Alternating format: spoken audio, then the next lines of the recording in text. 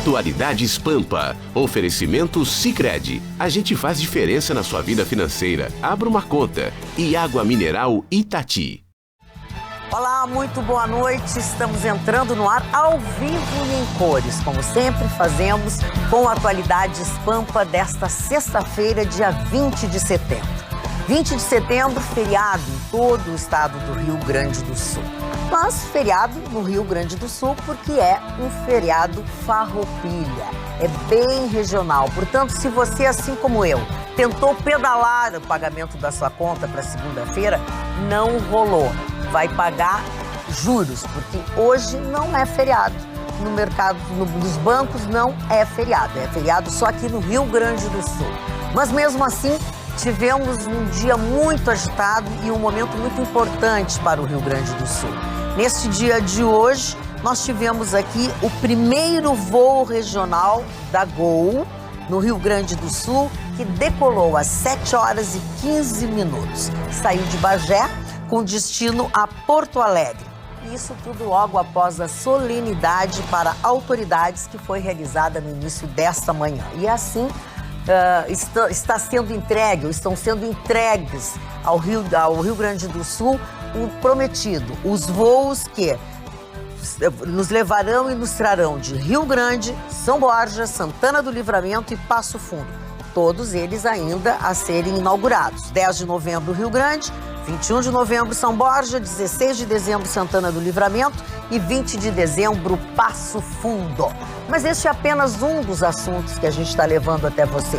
Temos muito mais. Vamos conferir as manchetes?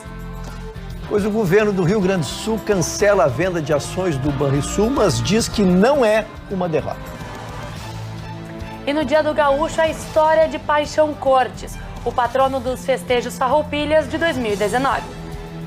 E uma jornada esportiva para ficar na história. O Grenal feminino, transmitido apenas por mulheres, só na Rádio Grenal. E vamos resgatar um pouco da história da televisão no Rio Grande do Sul. Quem foi o primeiro rosto gaúcho que apareceu na tela? Fórmula 1 chega na balada de Singapura. Corrida de noite. Primeiro-ministro canadense Justin Trudeau e o escândalo do blackface. Como eu gostaria de ser amigo do Neymar. O Neymar, na sua bondade, dá 11 mil euros por mês para os seus passas. Que bom. Eu queria ser um pássaro dele. Parça. Eu queria ser Parça. Tudo isso, né? É um parça. São 11 mil euros, 50 paus por mês. 50? 50 mil. Eu não sei, eu pensaria. Se me fizesse essa proposta, eu ainda pensaria um pouco. Gabriela e Wilson Rosa, sejam bem-vindos a esta bancada, neste feriado de 20 de setembro. Gabriela, que está sempre em contato com os senhores através do telejornal, e o Wilson também é o nosso repórter, os dois também são os nossos repórteres. Homem do helicóptero. Ele é o nosso homem do helicóptero, exatamente, é o Wilson Rosa. Estarão conosco hoje, trazendo também as informações para todos nós. Mas a mim parece que o Grenal feminino é o top. Vai que dar ideia é essa, falar. Ana? Uma ideia que só podia vir da Rede Pampa de Comunicação através da Marjana Vargas, que é uma das diretoras e responsáveis também, por além de todas as rádios, mas também pela Rádio Grenal. A gente teve uma ideia. A gente pensou, se vai ter Grenal feminino, se estamos falando de futebol feminino, que vem há tantos anos lutando por espaço, vamos transmiti-lo, mas não apenas transmiti-los, vamos dar espaço para as mulheres. Estarei comentando neste sábado, a partir das 14 horas, na frequência FM 95.9, ao lado da narração de Valéria Possamay e das reportagens de Bárbara Assmann, estarei trazendo todas as emoções, estaremos aí nessa, vamos dizer assim, vanguarda, mudando, transformando e reinventando a tecnologia, o rádio e também as transmissões. Convido todos vocês a não estarem, quem sabe, ligados no futebol convencional, mas sim no futebol que está dando o que falar, e principalmente na nossa companhia. E lembre, você também pode ir no Sesc Campestre e você doa um brinquedo para a campanha da Prefeitura, que está angariando, então, todo mundo, angariando brinquedos para fazer uma doação em outubro para as crianças crianças carentes, você pode fazer o bem. A Rádio Grenal é parceira da Prefeitura nessa doação de brinquedos, nessas campanhas às crianças, Isso mesmo, né? A primeira que nós fizemos também foi num Grenal, que foi a arrecadação de roupas e agasalhos. Foram mais de 1.000 peças arrecadadas pelos torcedores, gremistas e colorados. E dessa vez a gente convida também você a ir ao Grenal feminino. Você leva um brinquedo, essa é a maneira que você entra e você garante o seu espaço. Muito bem, vamos dar uma conferida no que é essa linha de frente feminina da Rádio Grenal? Vamos conferir. As novidades não param na Rádio Grenal. Numa boa, malandro, as mulheres na Rádio Grenal entram em campo para mais uma jornada inédita no Rio Grande do Sul. A Grenal vai transmitir neste sábado o Grenal válido pelo Campeonato Gaúcho de Futebol Feminino, com uma equipe de jornada formada somente por mulheres. Narração: Valéria Possamay. Comentários: Ana Aguiar. Reportagem: Bárbara Assman. Direção: Marjana Vargas. É a força da mulher gaúcha no futebol e nos microfones da Rádio Grenal. Vocês não Que sei, lindo, né? me corrija se eu estou equivocada, mas vocês são novidade no esporte. Já a Marjana Vargas, não. A Marjana Vargas, se não foi a primeira, foi uma das precursoras mulheres a tratarem de futebol, ir a campo, entrevistar jogadores na concentração, nos vestiários, não é? Isso mesmo, a Marjana Vargas, que é um exemplo para todas nós, quem teve essa ideia, e eu falo, a gente fica muito nervosa quando a gente trata de um assunto tão delicado, de algo tão importante, e nós falamos. Eu e as meninas adoramos, amamos o esporte, o que fazemos, mas a gente também fica com aquele friozinho na barriga, e eu falo que o friozinho virou uma geada na barriga, porque estaremos todas nós, mulheres, à frente dos microfones de uma rádio tão importante, mas contando com a confiança de Marjana Vargas, a gente ficou bem tranquila, porque ela falou, olha, se der um problema, fiquem tranquilas, respirem fundo, vocês vão errar, mas vai dar certo, são 90 minutos, um erro vai parecer nada perto dessa decisão. E na segunda-feira eu boto vocês no tronco e tem chicotada. Não tem. Dona Magda, são dois momentos que nós devemos referenciar aqui com muita importância. Primeiro, o futebol feminino, que tornou-se uma realidade. Nós tivemos uma competição internacional aqui e todos voltaram seus olhos até os patrocinadores. Então, a Rádio Grenal chega na vanguarda, exatamente. É um momento novo que o futebol feminino vive no país e especialmente aqui no nosso estado, o Grêmio Internacional com suas equipes, com sua estrutura, né, trazendo o futebol feminino. Então, quanto ao sucesso, eu não posso ser, mas estarei, dona, com a senhora segunda-feira, porque vou estar ouvindo amanhã, grudadinho no rádio, acompanhando a narração da nossa turma aqui. E segunda-feira vamos dissecar essa transmissão esportiva aí da Rádio Grenal. E o legal que falaste em apoiadores, patrocinadores, fala que eu já estou falando demais. Não, em paralelo a isso, aí o veículo rádio, como ele consegue, né? A gente teve todos esses avanços, o quanto a TV a gente viu perder, o próprio cinema a gente viu perder também em função das outras mídias, mas como o rádio parece que ele ignora tudo isso e consegue em 2019 com as meninas inovando agora, dando uma nova cara, né? Você tem os podcasts aí, mas que sofrem certas limitações aí em relação ao alcance que o rádio ao vivo pode ter. Como é mágico esse veículo, essa mídia, o rádio, que consegue ser alheio à passagem do tempo. Né? Não importa, a gente vai estar em 2040 e ainda vamos estar acompanhando. Eu sou mazinha e eu sei que eu sou mazinha. Mas eu acho que é a primeira vez que isso acontece, não é? No FM é a primeira vez. No FM é a primeira vez, no AM já aconteceu.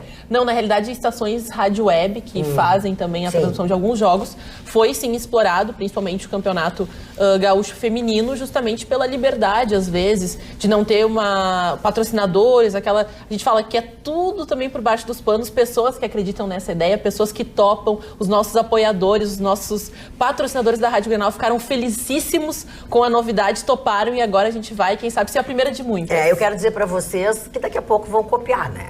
Tem coisas que copiam, já tem gente de bancada, já tem... já copiaram bom, também. Se copiam é porque a gente está fazendo uma coisa legal, né? Mas eu percebi, até passei pra Marjana, por WhatsApp, muitos empresários, tanto homens quanto mulheres, segmentos de transporte, de ônibus, outros de moda masculina, feminina e infantil, se manifestando muito simpáticos a esta ideia e dando a maior força para que isso seja o início de muitas outras transmissões. Muito bacana. O que acham os nossos colegas do telejornalismo? Hein, Wilson? Tu que vai falar sobre a TV, o começo da TV, isso não é um avanço? Claro que é. Olha, é importante, né? A presença das meninas aí. A gente que fazia o esporte lá no campo... Me lembra do tempo de repórter de campo, né? Era rara, não tinha mulheres de repórter. Aí começaram a surgir e elas tomaram conta mesmo, né? Se a gente deixar, as mulheres tomam conta mesmo. Mas é bacana isso, é importante ter essa novidade no nosso rádio. Aliás, a Pampa, né? Ela é a Rádio Grenal foi, ela até hoje ainda é. A única coisa nova que surgiu no Rádio Gaúcho foi a Rádio Grenal. Por enquanto ainda é a Rádio Grenal, verdade, né? É verdade. E agora Gabriela. as meninas. E a Ana até concorda comigo, eu acho que nós estudamos juntas, mas o futebol no jornalismo é não uma coisa exclusiva de homens, né? Mas os homens são a maioria, infelizmente. Na época da faculdade, até a Ana sempre estava à frente das matérias de futebol e não é uma coisa muito comum. Então, por mais que hoje em dia tenha mulheres, sim, trabalhando com futebol, no jornalismo ainda não é uma coisa que a mulher tenha tanto espaço. Então, acho que é muito importante, principalmente no rádio. Não, maravilhoso. E o homem que é o rei do rádio, hein? Que conhece o rádio, a vida inteira fizesse rádio, né, Mário Barcelos? O que tu acha dessa história toda, de onde está essa história do rádio? Bom, primeiro o rádio é o grande companheiro, né? O rádio é o grande companheiro. O rádio você leva pro banheiro, você ouve dentro do carro, você põe os fonezinhos, você está sempre com o rádio, né? As pessoas estão sempre ligadas ao rádio. E o final do rádio foi dito muitas vezes. Quando entrou a televisão, me lembro, ninguém mais ouvia rádio. Pelo contrário, aumentou a audiência do rádio. Claro que você tem que procurar um nicho de programação. Os americanos que lançaram essa técnica, os americanos escolhem os seus públicos, o público-alvo, o target, e jogam a programação para determinado público. Quer dizer, cada rádio tem que se especializar. Foi o que fez a Rádio Grenal. Se especializou em futebol. Quem gosta de futebol sabe que na Rádio Grenal vai ter sempre assunto de futebol. A Rádio Notícias e tal. Uma das minhas estadas pelo México, né, e tem um grupo Azcárraga, aqui tem o rádio, televisão, etc. Eles têm uma série de rádios e cada rádio tem um segmento. Uma rádio que só toca mariachi, uma rádio que só toca música americana. Então o rádio tem que procurar o seu nicho e se especializar. E claro que a Rádio Grenal do nosso grupo, o grupo da Rede Pampa, se estabelece e se põe ao lado do ouvinte, daquele que gosta de ouvir futebol. Que tem gente que fica 24 horas no futebol, como a nossa Rádio Pampa, né? Que é 24 horas de notícia, falando sobre tudo. As pessoas adoram ficar ouvindo aquelas notícias. Parabéns à Rádio Grenal. Eu tenho certeza, eu vou ouvir, eu já falei até hoje de manhã na Rádio, porque eu vou ouvir a Rádio Grenal amanhã só para ver os comentários da dona Ana. Ouvir. Não fala muito rápido, que senão as pessoas não entendem. Espero agradar o Mário Barcelos e a audiência. Conto com todo mundo. Muito bem. Aliás, você sabe que pode acompanhar tudo que nós fazemos aqui na TV Pampa, na TV, na rádio, estando ligados nas nossas redes sociais. Nós temos o Instagram, que é o @atualidades.pampa, assim como nós estamos também no YouTube, youtube.com/TV Pampa. Aí você vai naquele sininho que tem do lado direito do vídeo, clica nele, aquilo que significa que ele vai fazer as notificações cada vez que nós entrarmos no ar. E também lembrando que o velho e bom companheiro facebook.com/atualidadespampa. Continuamos com o nosso e-mail, atualidades@pampa.com.br, e o nosso WhatsApp, 999-777-001. Chicão Tofani, quem mandou abraços para você foi José Alfredo Amarante, que disse que foi excelente o teu comentário no programa de ontem sobre o jogo do Internacional, o último jogo do Internacional, e que ele concorda contigo em gênero e número. E hoje tu vai falar de Fórmula 1. Falar de Fórmula 1, que é uma coisa que eu conheço como poucos em Porto Alegre, eu perco pro Carlos Federico Marques. Não é questão de ser modesto, querido. Não, é uma questão de ser realidade, que nem você é o meu ídolo na rádio. Não, eu não estou lhe elogiando. Não, você está ironizando. A Fórmula 1... Hoje não é dia de brigar. Não estou brigando. Dona Magda, a Fórmula 1, ela segue o roteiro do Sol. Ela começa em Adelaide, na Austrália, no verão da Oceania. Depois ela pega o verão europeu. Quando a Europa começa a entrar no outono, está entrando agora, ela vai para a Ásia. Então esse fim de semana ela vai para Singapura. que é um autódromo que tu corre de noite. Isso é o maior charme que tem. E dentro da Yas Marina. A Yas Marina é uma espécie de uma mega marina que tem lá em Singapura, e 23 curvas tem esse autódromo. É um autódromo de travado. Autódromo travado significa pouca reta, muita curva, melhor para a Mercedes, ruim para minha Ferrari, porque eu sou um italiano que nasceu no Brasil, sabe? Meu nome é Alberto Francesco Tofani, meu pai veio de Firenze. Então eu amo a Ferrari, eu sou um tífose da Ferrari. E a Ferrari não tem muita chance lá. E quem, para mim, vai ganhar essa corrida, se eu tivesse que apostar, é no garoto Max Verstappen, da Red Bull, que ela mistura um pouco de curva e um pouco de reta. Então, que motor é o carro esse? Esse motor é um motor meio híbrido. E no seguinte sentido, ele é fabricado pela Toyota, mas ele recebe dinheiro da Aston Martin e da Tag Heuer. Então ele leva um nome motor da Red Bull mesmo, sabe? E o meu querido Boca Juniors, enfim, é líder do Campeonato Argentino. Eu vou estar ligado na televisão esse fim de semana para ver o Boca ganhar novamente. E oxalá o Boca seja campeão da Libertadores da América. Dona Mas você não Magda torce Beatriz. pelo Flamengo, senhor Chico? Torço, mas primeiro com o Boca Juniors. Boca Juniors é uma paixão. Eu cheguei na Bombonera uma vez com a minha namorada, anos atrás, para assistir um jogo do Boca Juniors. Minha fantasia é de Boca, azul e amarelo, é uma paixão que eu tenho. O senhor tem um catálogo Quando da tu sua diz namorada? me fantasiei de Boca, tu tava com a camiseta do Boca ou tu botou umas eu botei cores? As cores do Boca, que é azul e amarelo, por causa que as cores do navio sueco. Quando eles botaram o nome, as cores do Boca Juniors, se reuniu vários descendentes de genoveses, que chama chineses, em Buenos Aires. Eles ficaram no rio Riachuelo, que é uma espécie de riacho Ipiranga, e ficaram esperando. O primeiro navio que passar aqui, entrando no porto de Buenos Aires, a bandeira vai ser a cor do Boca. Entrou Suécia, verde, vermelho, azul e amarelo. O Boca Juniors é uma paixão mundial, sabe, dona Magda? Inclusive, eu já falei que uma pesquisa, se um dia vier o que vai acontecer, o apófise em 2024, vai destruir o mundo vai terminar com ele. Porque esse meteoro, ele é igual àquele que destruiu os dinossauros na época pré-histórica. Ele vai passar a 120 mil quilômetros da orla terrestre e vai ser chupado pela nossa atmosfera e ele vai cair em algum lugar aqui e vai espalhar ondas de 50 metros. O mundo vai ser destruído em parte e a FIFA fez uma pesquisa. Quando é isso? 2024. Que é o Não faça nem muita carnê coisa em pra 60 fazer até meses. 24. Carnê em 60 meses não faz, porque não vai conseguir. E aí fizeram uma pesquisa, dona Maria. Qual é o último jogo que você quer ver no planeta? Boca River. Boca River significa o futebol no mundo. É o maior clássico do mundo e o meu coração dorme na Bombonera sempre. Dona Maria. Muito bem, muito bem. Senhor Rochon. Pô, este que vos fala, né? Sempre atento à sua disposição. Eu folgo em vê-lo hoje nessa bancada. Pois não, Folgo. Principalmente que o senhor tá com pega rapaz hoje de novo, né? Pega, rapaz, é bom. Mas tem ali, capacete que me agora melhorou. É o capacete. Eles ficam agora implicando não que é tá mais de peruca. pega rapaz. Eles ficam implicando que é peruca, dona Maria. Não deixa. Acabou o Diz que pega é original, rapaz. diz que é original. Vamos à sua manchete, Vou à por minha favor. manchete, que eu tento recuperar uma imagem pela importância da notícia, dona Magda. Não minimizando nenhuma outra notícia.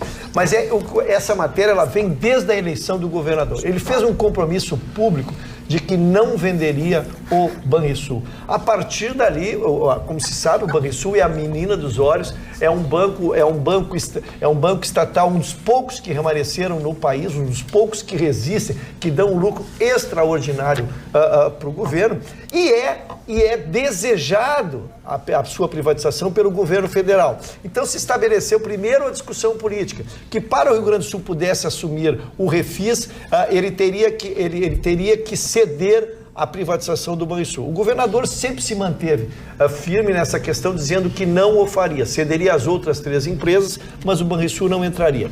Bem, foi anunciada então a venda do Banrisul. Preteritamente ainda temos que analisar uma questão. O governo assumiu um compromisso que em 12 meses ele passaria a regularizar o salário dos funcionários que vem sendo pago parcelado com as dificuldades consequentes.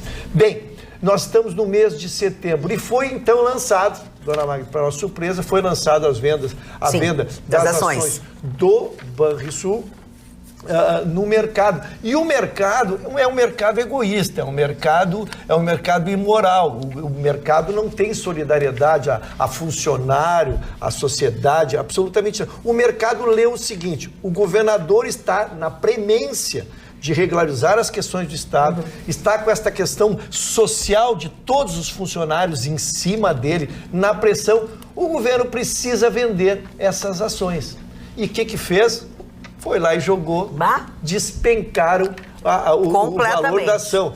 Exatamente, apostando nesta premência do Estado. E aí sim eu quero dizer que saudar a decisão do governador, que por isso que ele diz não considera uma derrota, eu também não considero uma derrota. Eu acho que a inteligência econômica ela está sempre nas decisões dos administradores. O que fez? Ele cancelou, suspendeu a venda, porque ele não vai entregar um patrimônio ao Estado, ele não vai se submeter à pressão do mercado, que eu insisto, oportunista, que fez a leitura das premissas do Estado e que poderia então ganhar dinheiro dessas ações. Então está suspenso. Lembro que o Banrisul vendeu ações em 2018 e agora em 2019 pretendia vender também a da Corsan. Está tudo stand-by, tudo parado, numa correção de rumo que eu acho que agiu correto o nosso governador.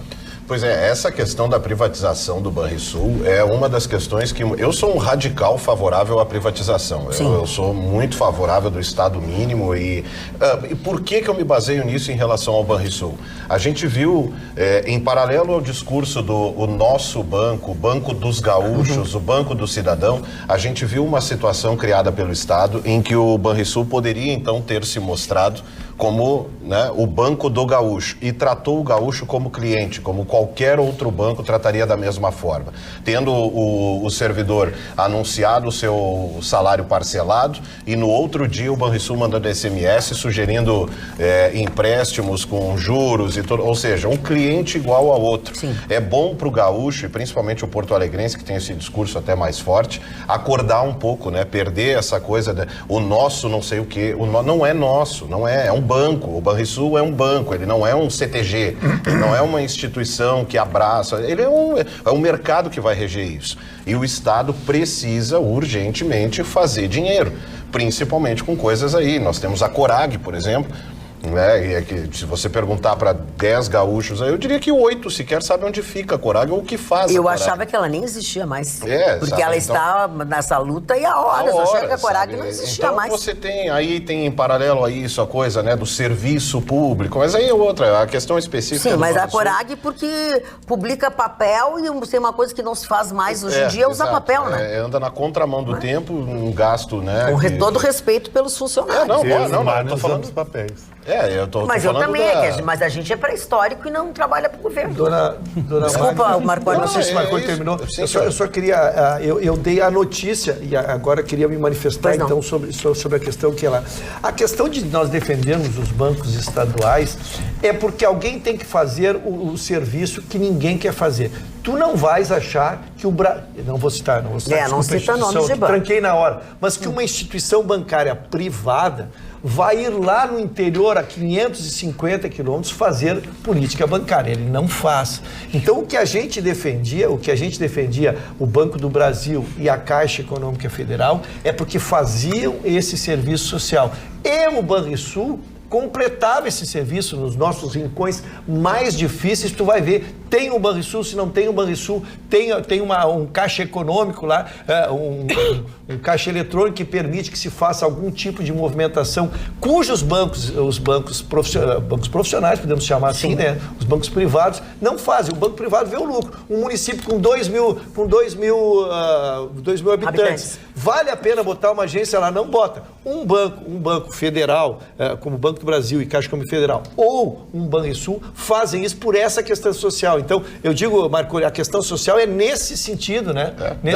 Mas em relação à redução do Estado, eu concordo integralmente contigo. Eu até vou me contradizer no sentido de ser um otimista, no sentido que no Rio Grande do Sul, por exemplo, ele consegue, de certa forma, vencer essa limitação. Rio Grande do Sul conseguiu ser um Estado que se consolida. Junto a isso, nós temos a tecnologia que permite que hoje, né, os bancos cheguem a qualquer lugar que a internet exista. né? Então, claro que a gente fica preso a um outro braço, a um outro problema aí, mas, ou seja, a gente está vendo as coisas andando, né? E o que me incomoda, na verdade, em relação ao Banrisul é o discurso bairrista. Que alimenta algo que não é tão forte assim, essa coisa do nosso banco, é isso que me Wilson, causa... tu que está sempre fazendo cobertura dos assuntos e tal, tu tens uma opinião ou tu tens acompanhado algumas coisas sobre o Banrisul? Me parece que agora vai mudar isso, agora que não conseguiram vender as ações, eu acho que agora o Banrisul vai entrar na alça de mira de vender. Sim. Aí tem aquela outra linha de pensamento que o Marconi falou agora, de um lado, eu estou pensando no outro lado, de pessoas que defendem o banco dizendo que muita gente lutou para o banco dar lucro, agora que o banco está dando lucro, vão vender. E aí o banco tem essa coisa do interior, como aí o Ruschel ressaltou bem, ajudar lá o produtor na questão do crédito. Então tem os dois lados da questão aí, já vê que aqui no Rio Grande do Sul, principalmente, a gente, tudo é dividido, né? Grêmio Inter, né? Agora, tudo é Grêmio Inter, tudo é Grêmio Inter. E aí agora as ações, sim, agora o mercado aí, né? Vamos ver como vai reagir isso aí, né? Bom, já que nós estamos falando de bairrismo, de coisas de gaúcho, um dos assuntos da Gabriela hoje é bem gaúcho, né? É a homenagem da Semana Farroupilha a Paixão Cortes. Isso mesmo, Magda. Então, o Paixão Cortes foi o grande homenageado dos festejos Farroupilhas no Rio Grande do Sul neste ano.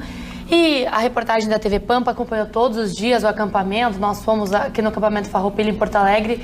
E também eu antes estava comentando com os guris ali o que dá mais público. Se é o 7 de setembro, o desfile de 7 de setembro ou o desfile de 20 de setembro.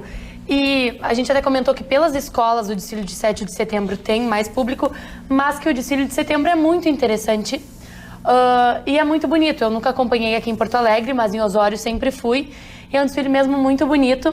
Então eu trouxe alguns pontos sobre o Paixão Cortes que eu vou explanar agora. Então, José Carlos Dávila Paixão Cortes, ele nasceu em Santana do Livramento em 1927 e faleceu em agosto do ano passado. Ele é conhecido como o homem que trouxe à tona a identidade do gaúcho. E ele foi um homem decisivo na cultura e no movimento tradicionalista quando ele decidiu viajar pelo interior do estado para resgatar a cultura, resgatar os costumes. E muita gente ouve falar de Paixão Cortes, mas quem é Paixão Cortes na cultura do Rio Grande do Sul? Outro ponto interessante é que a chama crioula, que a gente acende todos os anos, ele foi um dos mentores. Ela foi acesa pela primeira vez em 1947 e ele foi um dos mentores. O desfile dos cavalarianos, que nós acompanhamos todos os anos também, ele também foi um dos mentores. E a Semana Farroupilha se deu início com a Ronda Crioula nos anos 60, que ele também foi um dos mentores. Agora, só para encerrar a minha participação falando de Paixão Cortes, a estátua do Laçador, quando foi criada pelo Antônio Carim, que foi o escultor, ele bateu na porta de Paixão Cortes querendo um modelo para a estátua. Então, Paixão Cortes aí foi o modelo da estátua do Laçador, que fica no aeroporto e é super conhecida por todos os gaúchos. Então, eu queria deixar a homenagem da TV Pampa a esse ícone da tradição neste dia tão importante pra gente, 20 de setembro. E tem mais coisa ainda do Paixão Cortes, que até vou ajudar a Gabriela. O Paixão Cortes foi quem tirou a centelha do fogo da pátria e criou a chama crioula, né? É isso que ele criou. Ele deu essa ideia. Da centelha. E aí se espalhou para todo o estado, né? O João Carlos Paixão Cortes, que era engenheiro, que era agrônomo, foi uma das maiores figuras, porque ele foi o maior pesquisador da cultura gaúcha. Ninguém pesquisou mais do que ele. Ele era um pesquisador. Ele saía viajar pelo interior, ele começou na Rádio Cultura de Livramento, né, onde a Aninha viveu muitos anos lá, teve as suas primeiras formações intelectuais lá. Então ele viajava e ficava ouvindo as músicas e pesquisando e procurando, etc. Era um homem de profunda inteligência, mas além disso, além de ter um caráter irreprochável, ele era um pesquisador. Ele se tornou uma figura lendária para o Rio Grande do Sul. Esses CTGs que apareceram tudo depois dele. Tudo depois ele deixou do primeiro CTG do Rio Grande do Sul, 35. E ele deixou tudo isso registrado na quantidade da bibliografia que ele deixou, né, Mário Barcelos? E com aquela voz dele diferenciada, gaúcha, fazendo um programa de rádio. Não, agora já meteu o Brizola um pouco dele. Não, é que deve dar uma misturada. É o doutor Brizola. É o doutor Brizola, meu querido amigo. E o Paixão Cortes é uma uma figura que as pessoas, os jovens, não podem esquecer. Porque nós temos essa cultura. O único estado brasileiro, além de Pernambuco também tem uma cultura regional muito forte, é o Rio Grande do Sul. Essa nossa tradição, essas nossas festas, esse nosso regionalismo. Por favor, não percam. E o estado que nos herda é o Paraná.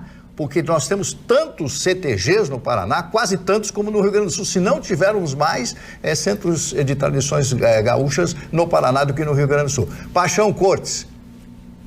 Aí no céu, aonde você está, deve ter um grande CTG. Deve estar no céu. Paraná e egressos do Rio Grande do Sul. Mas eu só quero lembrar que uma condição geográfica da figura do laçador praticamente o internacionalizou, porque tu não chegas a Porto Alegre, chega via rodoviária ou de avião, porque o nosso aeroporto é além da figura dele. Então, a gente que viaja pelo mundo, sempre que se refere a Porto Alegre, a primeira coisa que lembra o Marinho é impressionante. É como marca a figura do nosso laçador aqui na entrada da cidade, a qual ele deu a imagem. E a gente fala também que ele, como estudioso e também pensando em deixar para as próximas gerações, porque muito se fala da tradição e a tradição começa pela característica oral, pela fala. A gente coloca que a gente pouco sabe de incas, maias, justamente porque é difícil, eles não escreviam, eles não registravam. E Paixão Cortes, pensando nisso, ele falou, eu vou escrever as lendas gaúchas, os centros de tradição, que a gente coloca CTG, quem é da fronteira, eu falo assim, é quase impossível imaginar alguém da fronteira que não tenha ido, que não tenha cultivado. A gente coloca que revive também no coração gaúcho a ideia da comunidade, do conversar, do sentar no sábado todo mundo, o mate que passa. E daí que surge o termo tertúlia, que é um grupo de pessoas que leem, que comentam a literatura, no caso a literatura gaúcha. Por isso é o nome tertúlia. E para mim é vívida a imagem, né, do patrono do CTG contando as lendas. Eu era uma criança e a gente coloca essas lendas místicas da Nossa Senhora. A gente fala, né, dos peixes, dos cavalos, o negrinho do pastoreio. É tão lindo, a gente fala esse imaginário que nós temos aqui. É tamanha cultura que hoje se perde, mas quem viveu no CTG sabe a importância na formação do caráter de uma criança, escutar o patrono do CTG contar esse tipo de história. E fala, Magda, eu e o Wilson também participou do piquete da Rede Pampa, que a gente foi durante a semana toda. Quando o Marne fala de resgatar as tradições com os jovens, como a gente vê criança pequena, bebê de colo, vestido de gauchinho, de prenda, no carrinho. As crianças isso é muito encantadoras, é verdade. Bom, eu quero dizer a vocês que tá na mesa da Federação nessa quarta-feira, né, que foi dia 18, do dia 18, as recepcionistas todas estavam com o lenço, né, com o anelzinho aquele, o prendedor bem de uma cuia ou da bandeira do Rio Grande do Sul. A presidente estava alinhadíssima de prenda, mas uma prenda muito chique.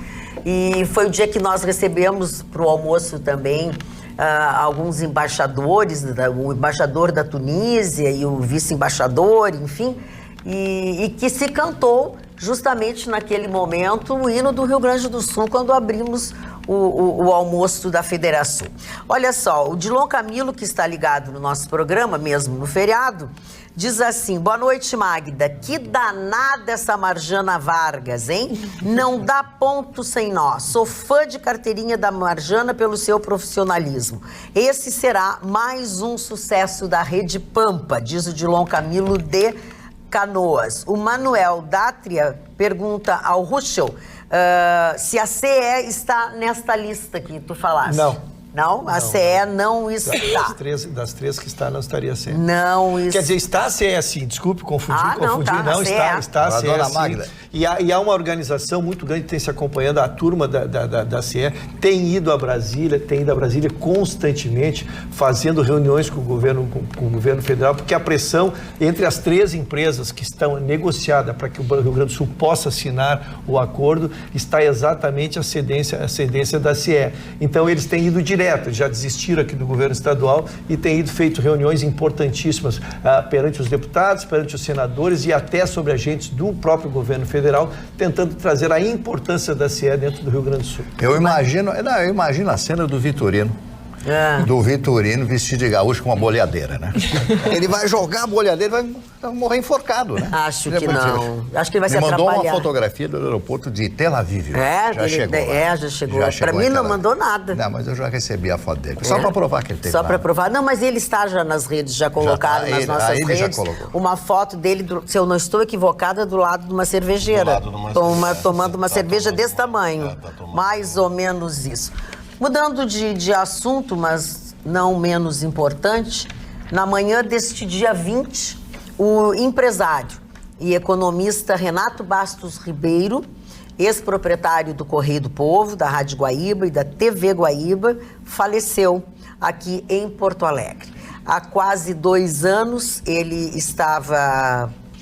tinha sido acometido de uma parada cardiorrespiratória gravíssima, que resultou nesses meses todos, nesses 2 anos de internação, tudo num momento de festivo, aniversário de uma amiga, enfim, os casais todos. Estavam 4 médicos junto nesse grupo, amigos dele, e não foi possível socorrê-lo de forma alguma. Então, ele ficou efetivamente vegetativo, passou mal, jantou e não teve campo, não teve condições.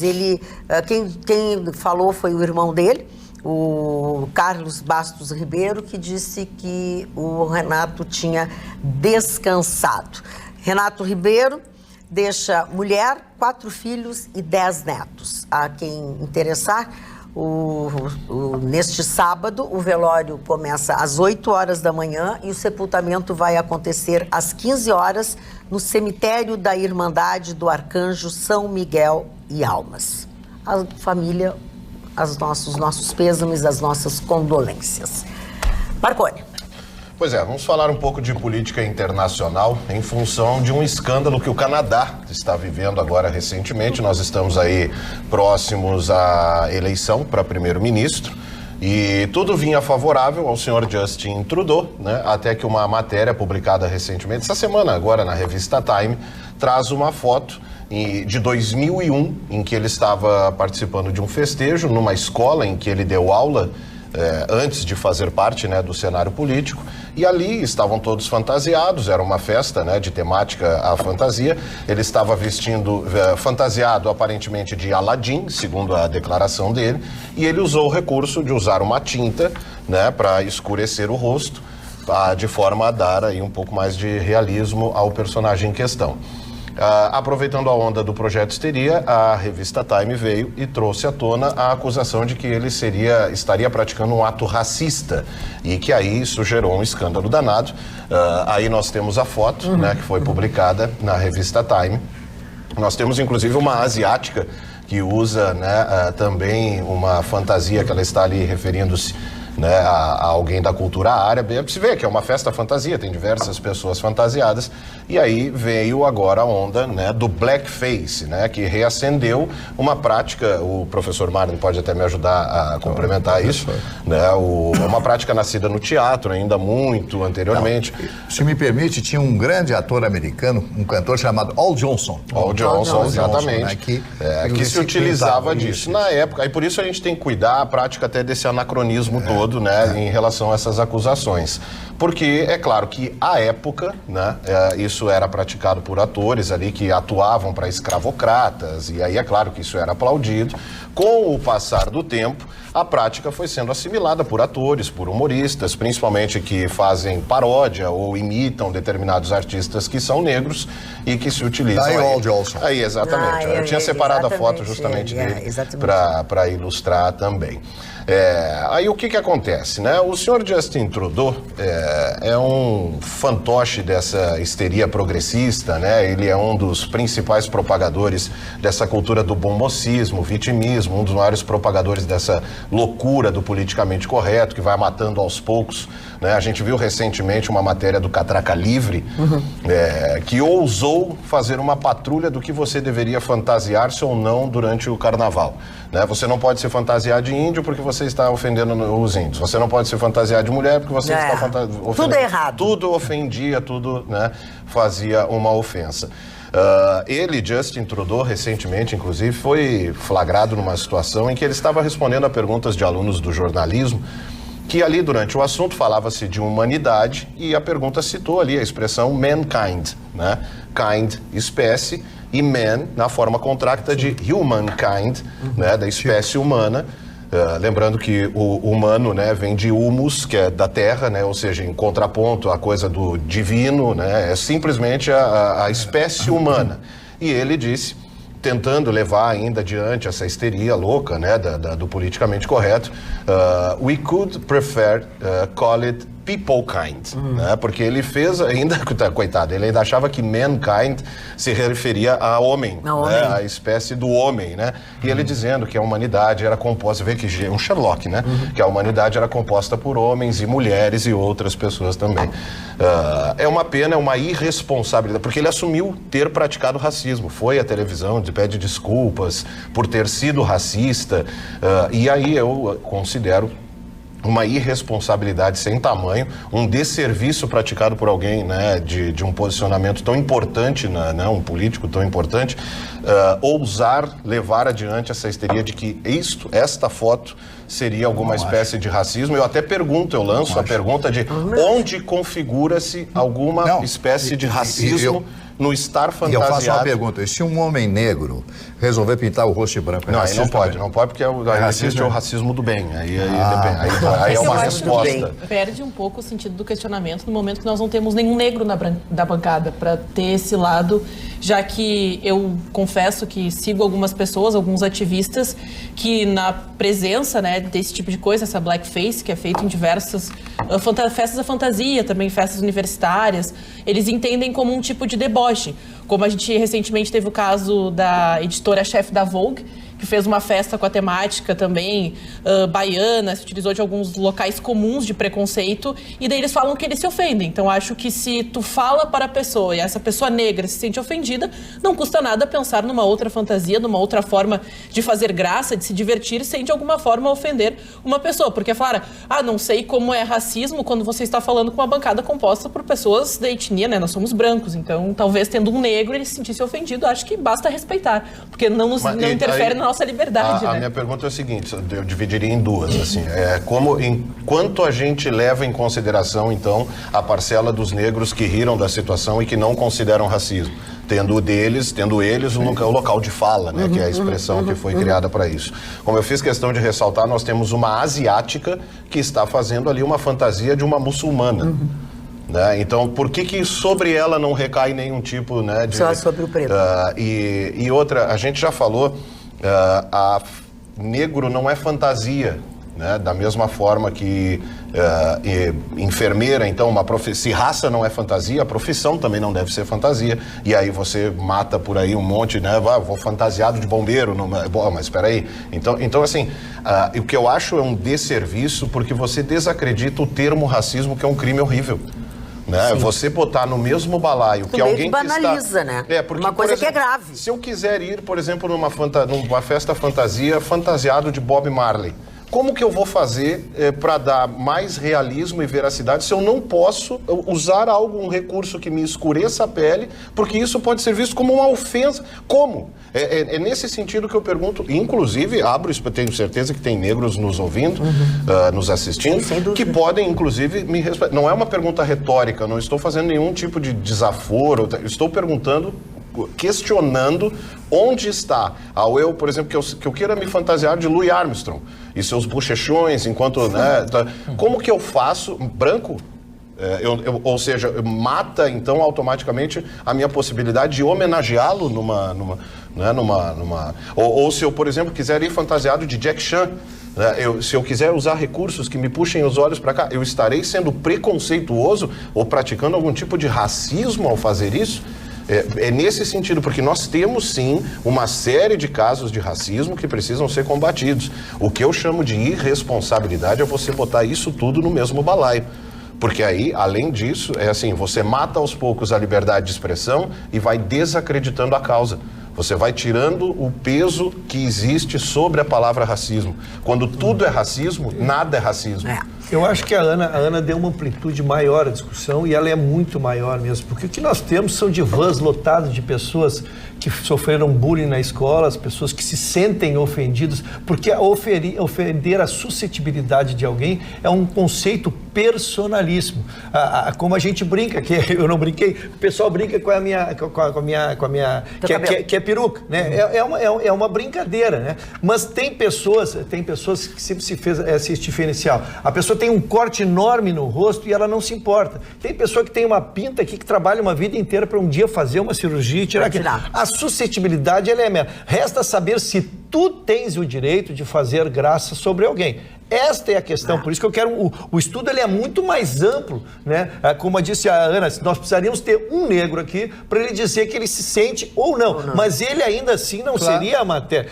Ainda não seria a matéria porque ele pode excepcionalmente achar ou não. Nós temos é que entender, e eu sou do tempo, peguei o Chico Anísio, te lembra, dona Magda? O Chico Anísio tinha personagens maravilhosos, ele tinha um dele nessa linha. Mas, efetivamente, este mundo que passou, que a gente cita como referência, mas este mundo passou, como eu insisto, nós temos pessoas que hoje lotam os divãs e os motivos por mais diversos. Então, a gente podendo evitar uma gozação de um gordinho, de um baixinho, de um altinho, ou seja, os gordinhos, a gente ria na aula, quem passou na escola, né? Os gordinhos. Isso aí, depois, hoje tu conversa com uma pessoa bem resolvida, que às vezes nem é mais gordinho, fez uma bariátrica, ou se tornou uma pessoa bonita, ou milionária, seja o que for, ele, quando se refere à história dele, ele fala com muita mágoa, com muita dor. Então, essa suscetibilidade é que o mundo tem que se aterar. Então, eu não me sinto, acho que não me sentiria, se eu fosse negro, eu não me sentiria ofendido por uma brincadeira dessas como aí. Eu sou do carnaval, que a gente se fartava de índio lá e brincadeira, essas coisas. Mas alguns grupos que se sentem ofendidos, a gente também tem que se projetar no lugar deles para entendê-los. Mas, assim, só para contrapor e até fazer uma pergunta, a minha questão é o seguinte: suscetibilidade ferida é uma coisa, ter cometido racismo é um crime, né? E aí é o que eu digo, nessa foto ele está emulando um personagem de origem indiana, cujo o personagem principal, Justin Trudeau, ele é muito branco e que, para dar veracidade, ele escureceu o rosto. Eu compreendi. O que discuti foi a palavra da Ana, que a Ana deu uma amplitude maior. Mas o tema que eu trouxe é o seguinte: ele está sendo acusado e irresponsavelmente admitiu ter cometido racismo. A minha questão, ele é um fantoche do progressismo, dele não se esperava nada diferente. Era isso que ia se esperar. Ele é extremamente submisso a essa... Ao contrário do pai dele. Ao contrário do pai dele. Ele é um playboy, ele é o mais perto de oligarquia que tem dentro do Canadá, mas o que eu volto a bater na tecla, a irresponsabilidade de um dirigente político do porte dele ter ido a público dizer que isso é racismo. Porque se tudo é racismo, repito, nada é racismo. Nada é racismo. E nada melhor do que você assistir a gente no sábado. Sabe aquele dia que começa a bater uma saudade? Começa a chegar às 5h30, 6 horas, 6h30 da tarde. Ai, hoje não tem. Tem sábado agora, tem. Os melhores momentos do Atualidades Pampa às 7h30 da noite. Delicie-se com alguns momentos que vocês viram ou não viram passar por esta bancada. Já que não dá pra gente ficar feliz com o preço da gasolina, porque a gasolina aumentou numa média de 15 centavos já em postos aqui de Porto Alegre. Mais ou menos uns 20 postos, feito um levantamento, ou uma passada geral. Em média, o litro da gasolina está custando agora nos postos R$ 4,39. Até antes de ontem era R$ 4,19. 19 não, porque aí de 19 bem pequenininho tem um 9. Era e 20. Uma dízima periódica, 9. Agora é 40. Alguns postos estavam vendendo a 4,09. Mas agora já estão vendendo a 4,39. Dona Magda, eu quero fazer um pequeno comentário a respeito do presidente Bolsonaro. Tem muita gente que chama o Bolsonaro de tosco, que fala uma série de coisas, claro que são seus inimigos políticos, mas o Bolsonaro de bobinho não tem nada. Senão não chegaria à presidência da República. É verdade. Né? De bobinho não tem. Eu conheço o Bolsonaro há muitos anos, conheço o temperamento dele, ele tem esse temperamento explosivo, mas ele sabe voltar atrás. Mas pelo menos ele é autêntico. Ele não disfarça o seu pensamento e não disfarça o seu desgostar de determinadas coisas. E a boa notícia é que hoje o general Rego Barros, que é o assessor, etc., comunicou que ele irá à ONU fazer a abertura da Assembleia da ONU. Vai lá, estará lá representando o Brasil nesse início e terá a primeira fala, como acontece com os presidentes brasileiros que vão a esse local, a ONU. O prédio fica em Nova York, né? Nesse caso, a ONU não é dos americanos, claro que é, fica em Nova York, né? E está lá. Então, eu quero dar meus parabéns ao Bolsonaro, que tem uma compleição, uma constituição física fantástica. Como homem ligado à cultura física, o Bolsonaro, ele conseguiu resistir a essa facada que ele tomou. Enquanto o senhor Lula disse em alto e bom som, que aquela facada era de mentirinha. Ora, quer dizer, como é que alguém que foi ex-presidente pode ter dito uma coisa dessa? Mas voltando ao Bolsonaro, parabéns ao Bolsonaro e espero que ele disse inclusive que vai falar com o coração. Isso é importante, que ele mostre ao mundo, mostre àquele cidadão francês, o senhor Macron, que aqui no Brasil, o Brasil é dos brasileiros, a floresta amazônica é dos brasileiros. Querem nos ajudar? Aceitamos toda a ajuda, mas vamos respeitar os territórios brasileiros. E isso é importante que se diga em alto e bom som para que o mundo inteiro saiba que esse país pertence a nós, brasileiros. E com isso, o Bolsonaro conseguiu unir todos os militares brasileiros ao seu lado. Muito bem.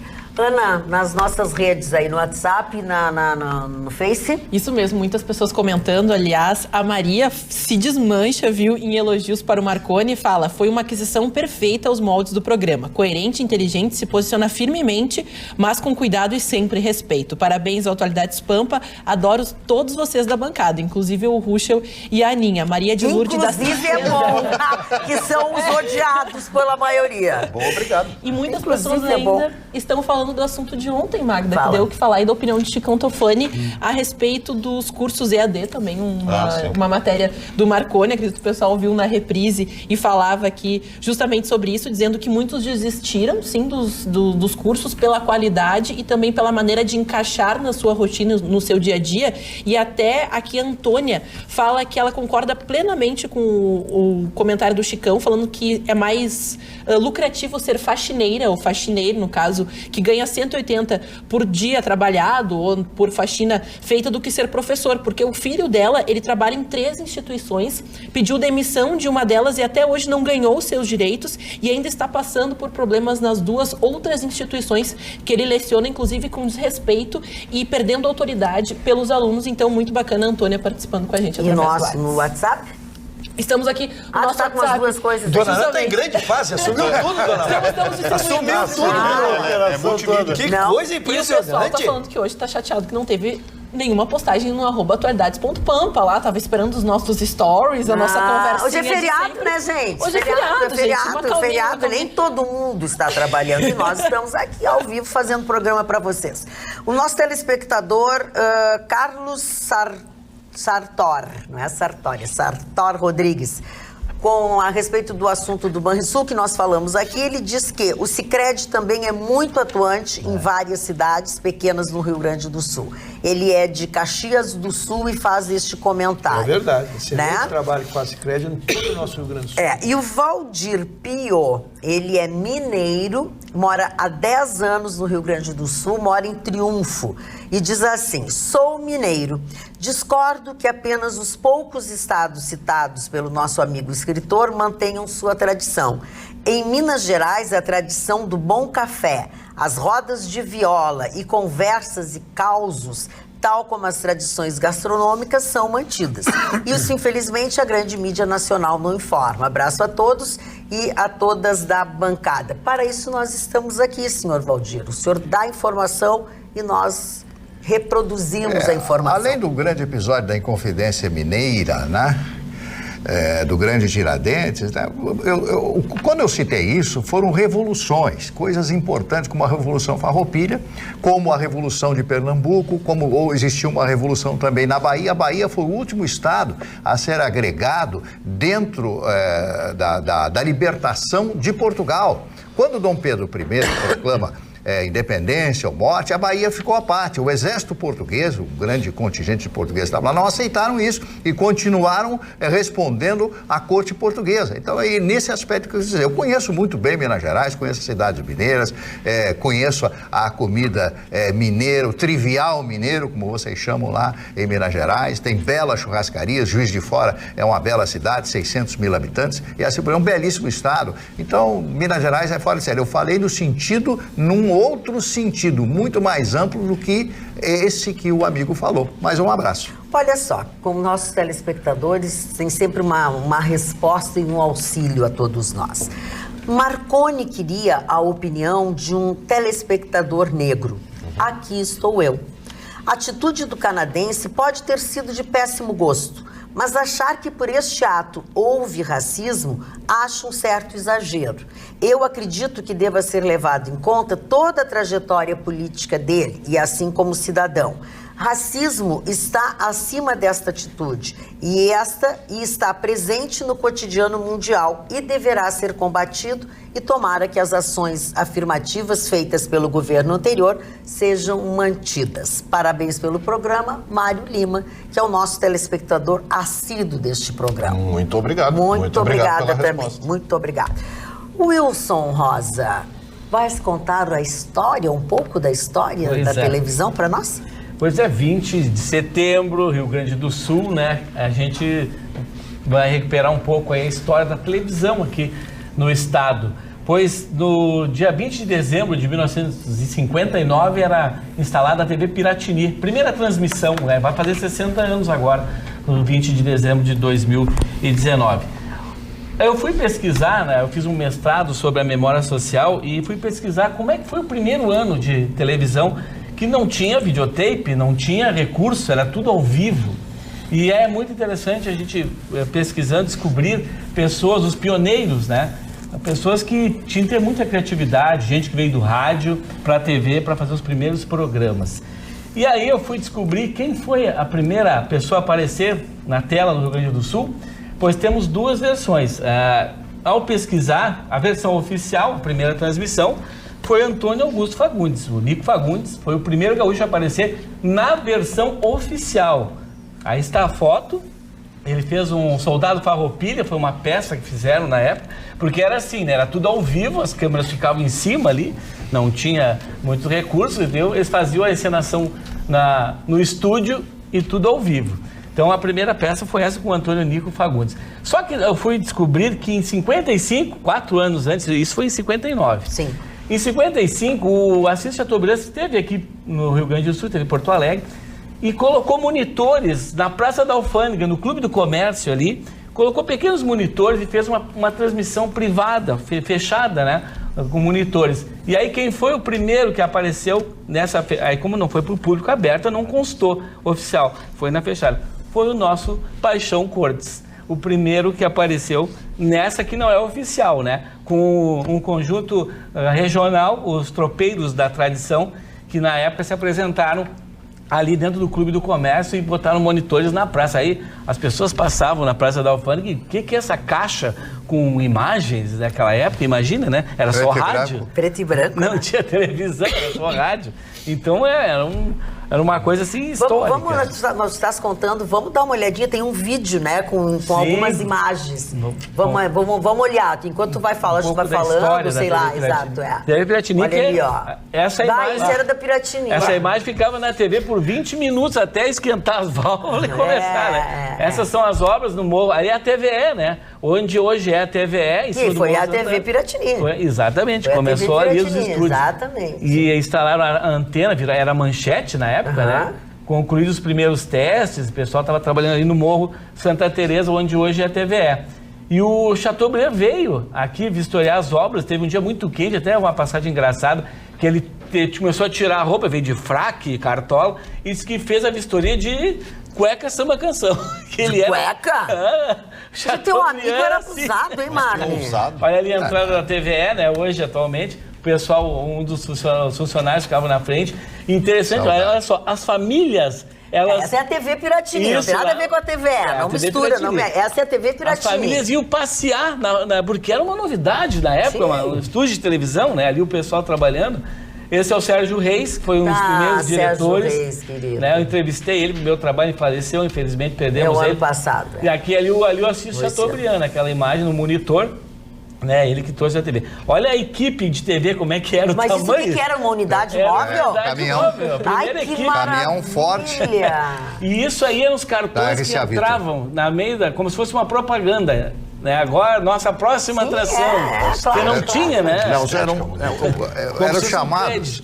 Tinha um equipamento chamado telefilme. Você colocava o filme no ar. Isso aí era slide. Colocava os slides no ar, a TV, Piratinha, etc. Ele tem razão. Como tudo era valvulado, tinha que esperar esquentar. As câmeras, eram 5 câmeras com torres de lentes. Essas câmeras estão em exposição no museu ali na Rua da Praia. Isso, no Museu da Comunicação. Isso, então, essas câmeras foram doadas depois do fechamento, em 1980, por decreto do presidente João Batista Figueiredo. Houve uma grande briga e ele não renovou a outorga das emissoras associadas, tirando do ar a TV Tupi do Rio, TV Tupi São Paulo, a TV Piratini de Porto Alegre, a TV Clube de Pernambuco e a TV Itacolomi de Belo Horizonte, que foram as emissoras que perderam as suas concessões, depois foram feitas licitações. Essa época, lembro-me, Ayrton Fagundes, Enio José Rockenbach, Fernando Costa, grande diretor, e o Renato Cardoso, Nelson Cardoso, Nelson Silva, Guilherme Sibemberg, Margarida Espessato, Ruth Regina, não? Sim. Era muito José Maurício. gente. Agora, o que Hoje em dia, gente, tu não precisa fazer mais nada disso. Tem gente que não sabe nada e lê num TP, no teleprompter, tu acha que é muito Era inteligente. tudo de improviso. E eu trabalhei muitos anos na TV Piratini. Eu sou egresso, tive um programa de televisão 10 anos na Piratini. O que tu fazia, Marcos? Eu era um apresentador de televisão. E fazia um programa do meio-dia a 1 chamado Almoço com Sucesso. Do meio-dia a 1, almoço com sucesso. Esse programa eu fiz 10 anos, 8 anos e meio, na época do Tartarotti, Banô José Tartarotti, que era o superintendente da TV Piratini. E graças a esse programa de televisão, eu participei de muitos e muitos programas de televisão em São Paulo, na extinta TV Tupi. Viajava à tarde, fazia o programa à noite, recebia um cachê, tinha um cachezinho na hora. E voltava no voo, um Caravelle da Cruzeiro do Sul, à meia-noite, para no outro dia estar de manhã cedo Mas tu entrevistava as pessoas, tu recebia as pessoas e tu almoçava com as pessoas? Não, eu não tinha tempo de fazer isso. Não, mas comer almoço com não sei o que, não tinha comida. Comiam, mas eu não podia comer, como é que eu mas ele estava, tu servia um almoço. Eu era bonitão. Eu era magrinho. Eu era magrinho. Então, uma época de muita saudade. E ele falou, Wilson, que não existia um videotape. O videotape veio logo após. Lembrando sempre que você participa do Atualidades Pampa pelas redes sociais. Quais são as manifestações, Ana? Pessoal participando, inclusive, boa noite, estou curtindo demais o programa hoje. Vocês todos são ótimos apresentadores, abraços, Alexandre do bairro Glória. Mas quem traz uma contribuição é o Thiago Murray, que ele coloca assim, o primeiro jogo de futebol a ser transmitido pela Piratini foi um Grêmio e Cruzeiro, realizado no estádio Eucaliptus, pois o campeonato metropolitano exigiu um campo neutro. Isso na fase de testes no início de dezembro de 1959. E tinha em cima do caminhão, né, tinha que fazer o visual, né? Para receber, né? Era um caminhão que veio, todo o equipamento veio dos Estados Unidos. Era um transmissor RCA, o Telecine era RCA, onde passavam os filmes e se colocavam os slides que iam mudando, né? E eu me lembro dessa época, mas tem uma saudade muito grande daqueles amigos, como o Nelson Silva, por exemplo, que era o diretor de teleteatro, né? Nelson Silva, para quem não sabe, é o autor do hino do Internacional. O autor do hino do Internacional, né? Ele era carioca, era um negro bonito, boa pinta, que veio para Porto Alegre e se apaixonou por Porto Alegre, casou aqui, criou uma nova vida aqui e se apaixonou pelo Internacional e fez este grande hino. Então, os corredores eram sempre cheios da TV Piratini e todos os comerciais eram feitos ao vivo, como bem citou o Wilson. Então, se colocavam mesinhas, uma ao lado da outra, com os produtos para serem exibidos, né? Então, entrava a Margarida Espessato, falecida Maquela, uma linda, lindíssima, foi casada com o Fernando Miranda, que também já foi. E aí, cortava. Então, são 5 câmeras, aí colocavam uma câmera aqui, outra câmera ali, e aí cortava. E tinha a Terezinha, me esqueci a Terezinha, que era uma outra... Era uma de óculos. Não me lembro se a Terezinha... Acho que é, eu não consigo me lembrar o sobrenome dela também. Daqui a pouco eu lembro. Não consigo me lembrar o nome dela. Que também nunca mais vi, nunca mais soube. Então, aquilo se alternava, aqueles comerciais ao vivo, e depois começaram os programas. E quando errava, era como Magda Beatriz, assim, olha aqui, esse óleo de soja. Não é esse aqui que é o óleo de soja. Não tem como fazer. E aí, só para uma pequena história, tinha um Capitão América, né? Que era um herói, um capitão, né? E aí, de Porto Alegre, foi convidado um amigo meu, né? O Osmar Lara, também já falecido, o Osmar Lara. E só que ele seria sargento, ele não aceitou. Mas como é que lá é capitão, como é que eu vou ser sargento? Ele simplesmente não aceitou. Então tem histórias. Até eu tenho que escrever esse livro. Tu viu só? Tem que escrever esse livro. Deve ter muita Não, eu quero dizer o seguinte. Tem que escrever esse livro. Nós já perdemos no JK, com toda aquela bagagem dele, com toda aquela história dele, ele nos deixou... e não deixou nenhum registro, nem gravado, nem nada. E olha, não foi por falta de insistência. O Marne Barcelos participou de quase tudo. Quase tudo. E tem que deixar isso para nós. Isso é um patrimônio nosso, é a nossa história, Marne, que as pessoas não estão mais aí para contar. É verdade. Até a Margarete coloca, esse Marne é demais, é a própria memória. E eu lembro bem, foi o primeiro locutor que eu comecei a ouvir e gostar. Era menina e adorava ficar em frente ao radião que a minha mãe tinha. Nossa, seu doutor Marne! Pior, as pessoas vêm falar comigo, né? Uma senhora... Como é que o senhor me chamou? De Danadinho. Obrigado. Aí veio uma senhora, uns 90 anos. Aí eu, tudo bem. Eu escuto o senhor desde criança. Bom, aí também não dá, né? Aí acabou comigo. Aí ela quer briga, Não, e a pessoa, e ela ria, eu acho que fez pra brincar comigo e tal, essas pessoas maravilhosas que eu encontro na rua todos os dias, mas eu ouvi o senhor na antiga Rádio Itaí apresentando um programa chamado Clube da Música, e é verdade, foi um programa que tinha uma grande audiência, um programa à noite, né? O rádio tinha, como continua até hoje, né? Com a grande abrangência, né? Foram momentos maravilhosos. Calma. Quem te manda um abraço até é o Soares Amoretti. O filho meu dele, querido. tá aqui toda a família na audiência, diz bons e velhos tempos. Sim, o Soares Amoretti, meu querido. Fala, mas ainda não tenho depoimento para dar do lado de cá, mas quero dar um depoimento do lado de lá, porque minha primeira vivência esportiva foi assistindo a TV Piratini. Estamos ali em 65, 66, começo a entender um pouquinho, ou gostar de futebol. E tínhamos a tradicional, um programa que se eternizou e faz parte da história de quem fez jornalismo, que chamava-se Conversa de Arquibancada. É verdade. Foi o primeiro programa de esporte da TV. Exatamente. E era uma arquibancada mesmo. E era uma arquibancada. Eu queria contar exatamente isso. Vendo sempre, senhor, você pode me dar detalhes do lado de cá. Eu estava do lado de lá como um telespectador. Então era uma arquibancada e sentavam-se ali os titulares do programa, Guilherme Simenberg, o Enio Melo, o Renato Cardoso, o Guilherme Simenberg, esse eu já falei, Ângelo Garbaschi, era tudo. E os convidados importantes. E a segunda questão, Mari, que é para deixar, para se entender o que nós temos hoje, ao sábado, logo depois do almoço, dava um videotape de um jogo do Campeonato Carioca ou Paulista, com uma semana de atraso. E a gente sentava, eu achei que aprendi futebol. Assistia os 90 minutos me deliciando, era o máximo, mas assistíamos aqui. Olha só, olha aqui, ó. A Adri Brandão diz o seguinte: nosso Marne deveria começar a gravar suas histórias, além de termos suas memórias em sua linda voz. Alguém também pode escrevê-las. Eu já comprei o gravador. O meu programa de televisão, programa de Cantofani, foi o primeiro no Rio Grande do Sul que levou a televisão dentro do evento. Antes, um cara fazia um coquetel, um evento, tinha uma festa, não tinha televisão. Eu fui o primeiro, a Mauri Júnior em São Paulo, Otávio Mesquita e eu no Rio Grande do Sul. Nisso aí eu fui o pioneiro, juntamente com a TV Pampa. Foi uma ideia que o doutor Otávio Gadret teve, porque na época a nossa TV Pampa transmitia outra rede. Naquela rede, o Otávio Mesquita fazia um programa. Como a TV saiu dessa rede e ficou um tempo sem estar em nenhuma rede, depois veio para outra, eu fazia a madrugada aqui na Pampa e fiz durante 25 anos. E antes disso, eu fui o primeiro apresentador a valorizar a mulher.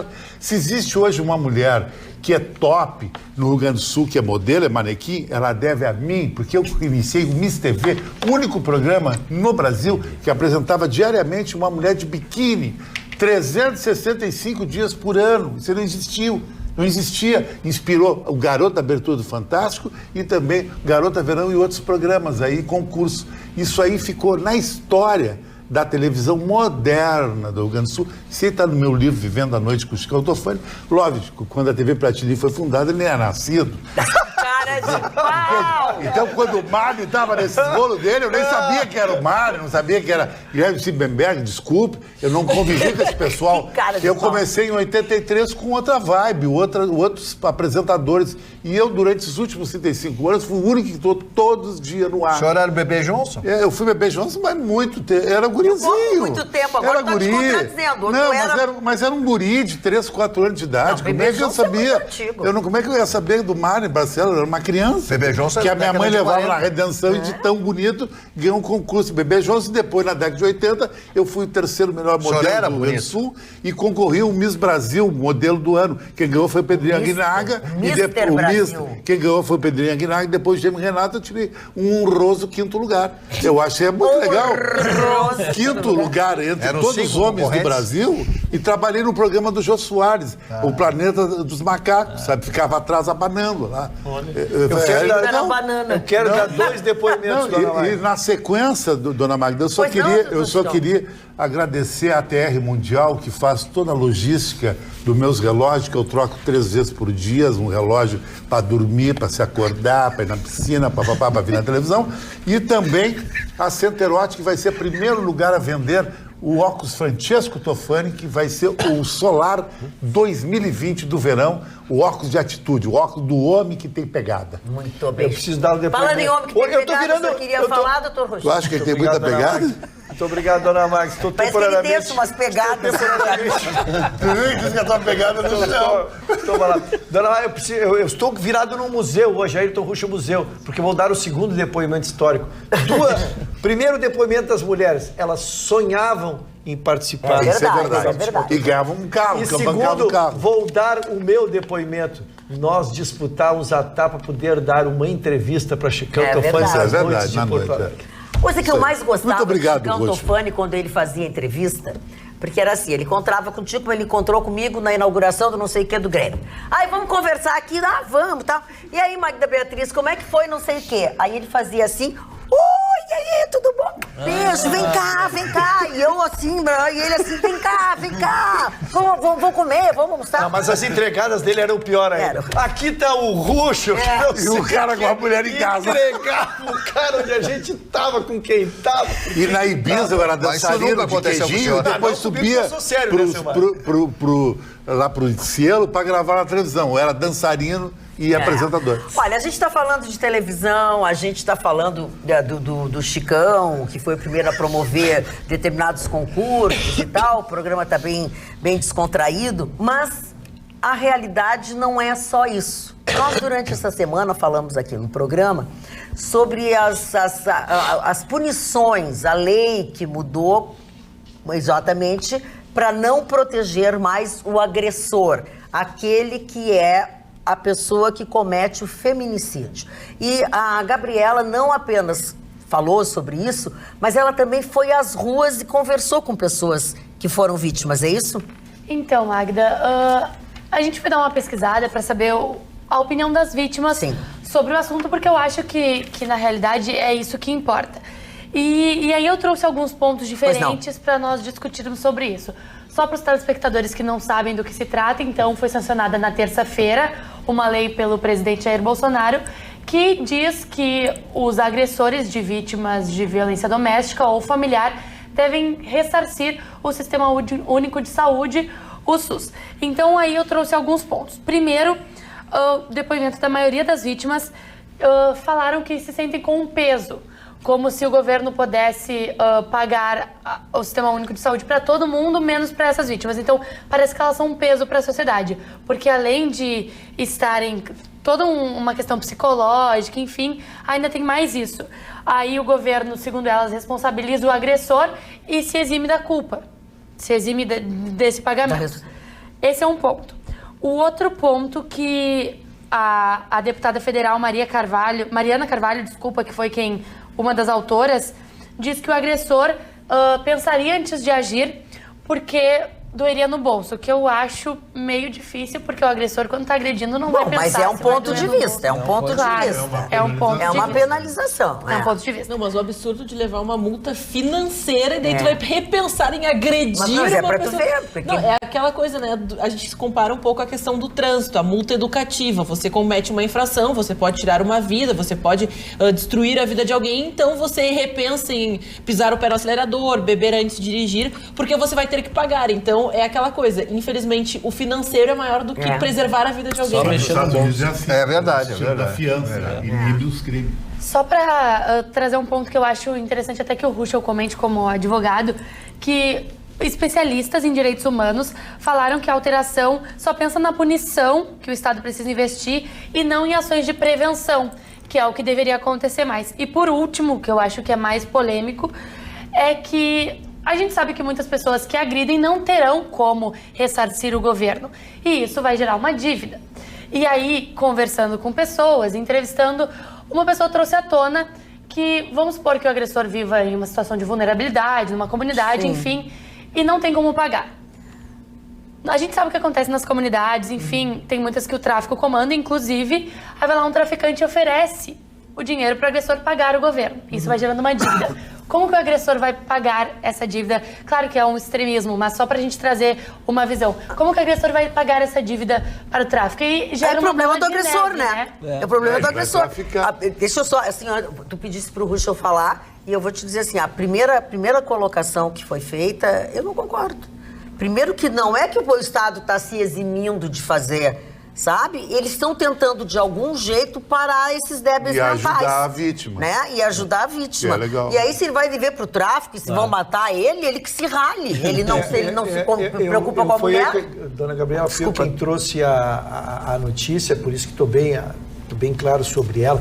Primeiro que a notícia foi comemorada porque ela é um plus. Ela não tira nada do que já foi feito. Não tira nada do que as mulheres têm. Ela vem e agrega uma legislação que aperfeiçoa. Por exemplo, num caso desses que nós estamos tratando, todos nós pagamos a despesa, porque o SUS é nosso.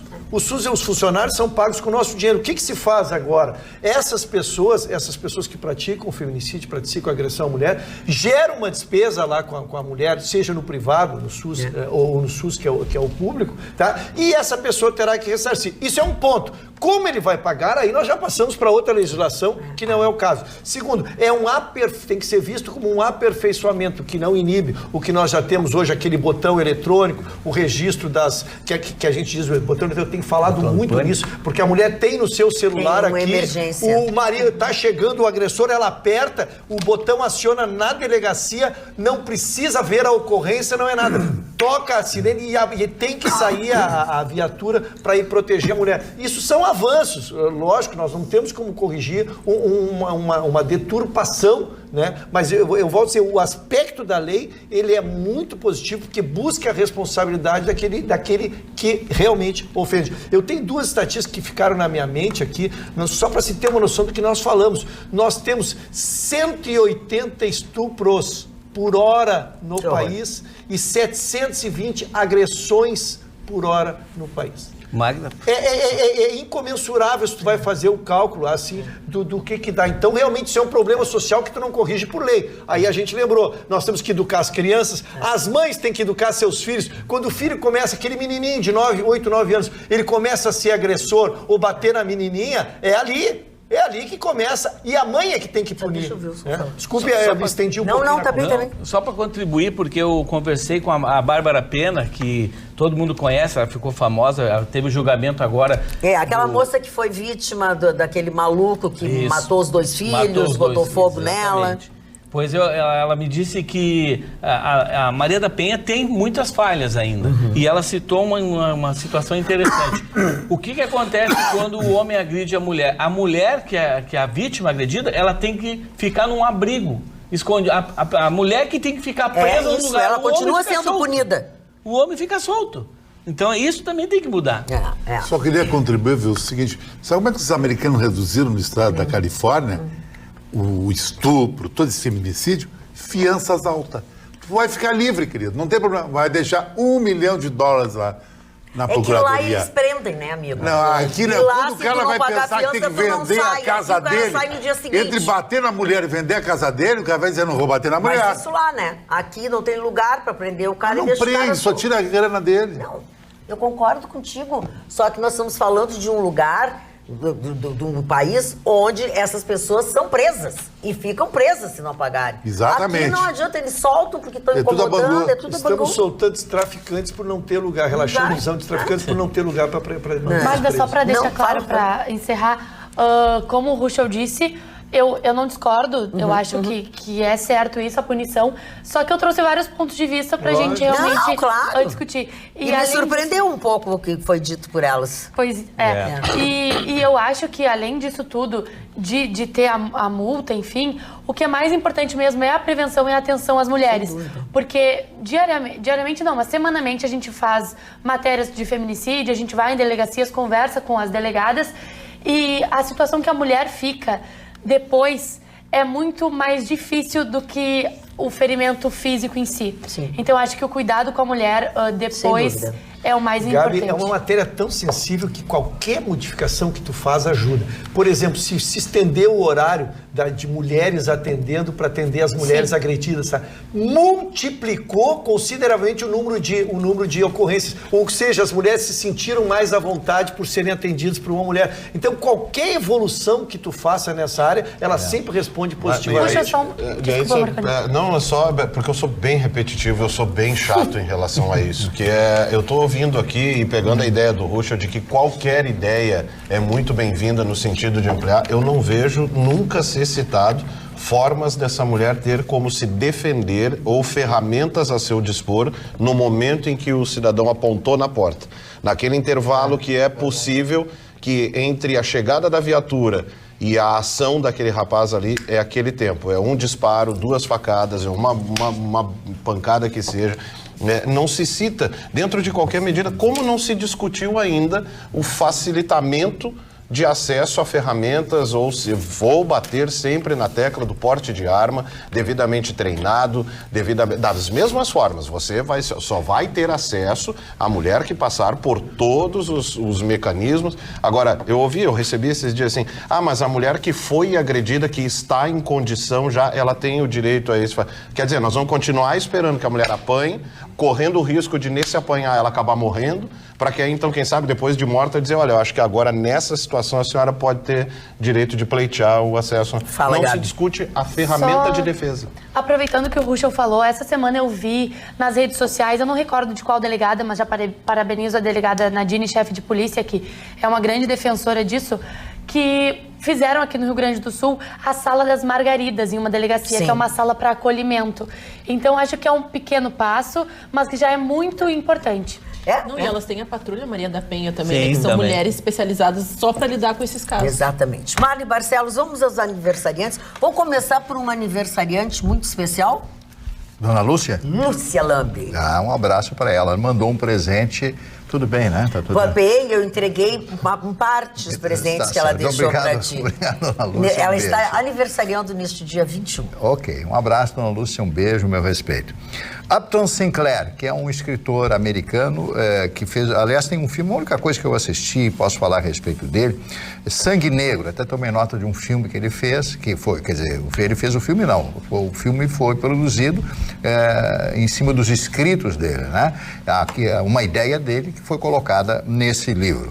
Outro aniversariante de hoje é o senhor Eduardo Gomes, foi militar e brigadeiro do ar, candidato, foi político. Eduardo Gomes foi candidato à presidência da República. Humberto de Alencar Castelo Branco. Esse o Chicão conhece bem. Primeiro presidente militar.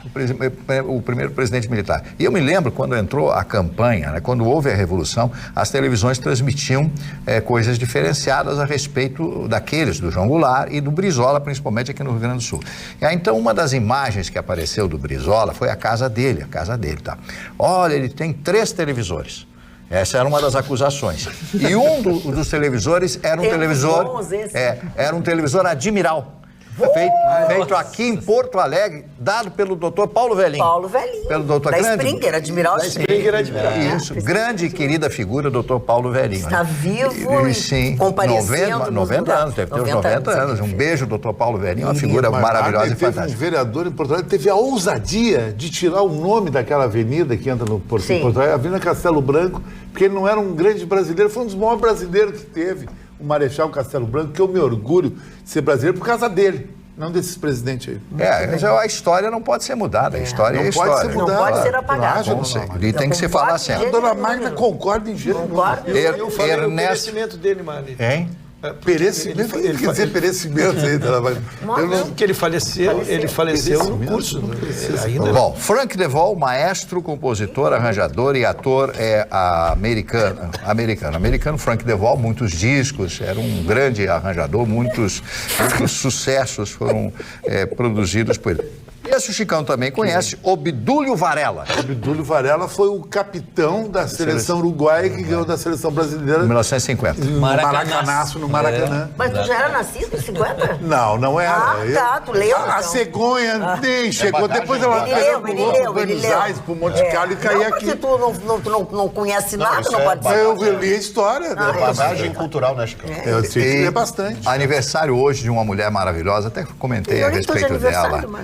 Mas a senhora é agora em dezembro, né? Novembro. A senhora é Sagitário. Foi fazer uma média. Eu que sou Sagitário. Foi fazer uma média. Eu sou 6 de dezembro. Bom, eu achei Sagitário. Mas pelo Datafolha tá dentro. Mas qual é a tua data? Tá na magia. Completando 85 anos hoje, Sofia Loren. Mas como se fala? Apaixonado. As mulheres mais bonitas, Sim, né? a Sofia Loren. Ela, Raquel. Vocês sabem que a Sofia Loren foi presa na Itália porque ela não pagou imposto de renda? Teve presa. Teve essa que moda pagar. pega aqui. Grande Sofia Loren. Aí houve uma comoção nacional, as pessoas foram até o local onde ela estava presa, tambores, etc. E aí acabaram fazendo um acordo e ela pagou. Porque como ela ganhava muito dinheiro, especialmente nas produções internacionais, ela fez muitos filmes nos Estados Unidos, como por exemplo o Cid, Charlton Heston, é verdade, um grande filme que fez um grande sucesso, do Cecil B. DeMille, né, que foi o grande produtor dos 10 Mandamentos, e o Cid também, que foi outro herói, né, vivido pelo Charlton Heston. E ela foi o Raka, que era um personagem ali que ela me parece que fazia. Foi a mulher do Cid. Sim, pois é que isso ele aí. Morto, saiu das portas de Valência, os moros viram ele em cima do cavalo. E você sabe que essa figura realmente existiu em Espanha. Eu estudei o Cid, ele campeador. Isso, é verdade. Bom, já falei da Sofia Loren, falar do Paulo César Farias, PC Farias. Essa história todo brasileiro conhece, pelo menos aqueles que têm um pouco mais de idade, porque foi o homem que ajudou o Fernando Collor de Mello, como seu homem das finanças, a chegar ao poder. E o PC Farias quis criar um jornal junto com o Fernando Collor de Mello. Sendo que o Fernando Collor de Mello, o ex-presidente Collor, ele tinha um jornal, Gazeta de Alagoas, como continua até hoje. Ele ia fazer um jornal para concorrer. E ele permitiu. Aí o irmão Pedro Collor de Mello, que depois morreu com um tumor cerebral, fez uma denúncia. E a partir dessa denúncia e da malversação do dinheiro que foi pego na campanha política, o PC Farias foge e volta a viver na sua lagoa. Pegaram ele na Tailândia, eu conheci a casa dele em Maceió. Totalmente bêbado. Estava bêbado, ele se entregou para a polícia e tal. Aí ele foi assassinado e criaram... Dizem que é amando do irmão. Isso. A Suzana Marcolino, que era a namorada dele na época, fizeram um simulacro de uma cena em que ela teria matado o PC Farias e depois se matado. Foi provado que isso era tudo mentira. Isso aí é como todo mundo, né? Ciúmes daquele nota 5. Nota 5 para ganhar as mulheres. É o doutor Palhares era o cara do... Badam Palhares. Perito. Perito. depois assumiu que se baseou em informações que recebeu, que não olhou. O senhor... Pela qual recebeu Exato. também. O Manuel Zelaya, que foi presidente do país da Centro-América, Honduras, presidente de Honduras, e que foi deposto porque quebrou uma cláusula pétrea do país que proibia a reeleição. E aí, com esse argumento, um dos generais deu um golpe nele e levaram ele até Costa Rica, São José, onde ele ficou. Depois ele voltou e ficou na Embaixada Brasileira, criou um grande problema, um grande conflito internacional. Não conseguiu mais entrar na política. Depois do Manuel Zelaya, Cosme dos Santos, que é um ator brasileiro, e finalmente a Jaine, que é uma cantora brasileira. Senhoras e senhores, chegamos ao final do Atualidades Pampa, mas não sem antes dizer a vocês que antes da segunda-feira a gente pode se encontrar no sábado às 7h30 da noite no Melhores Momentos do Atualidades Pampa. Bom final de semana a todos e até lá!